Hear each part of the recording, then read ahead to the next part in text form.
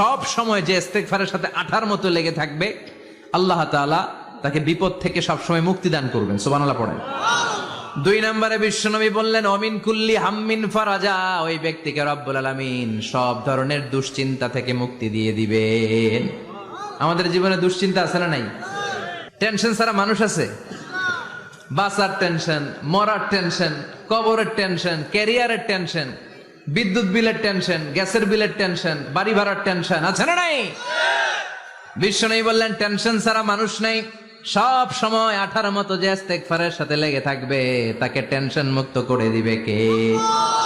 3 number, ওয়ারযুকহু মিন হাইসু লা ইয়াহতাসিব, এমন জায়গা থেকে আল্লাহ তাআলা রিজিকের ব্যবস্থা করে দিবেন সে কল্পনাও করতে পারবে না। আমি নিজে এটার প্রমাণ পেয়েছি। অনেক অনেক সময় আমি কল্পনাও করি নাই যে এখান থেকে আমার রিজিকের ব্যবস্থা হতে পারে। এমন পরিমাণে রিজিকের ব্যবস্থা এসেছে, 2 হাতে নিয়েও কুলাতে পারি নাই।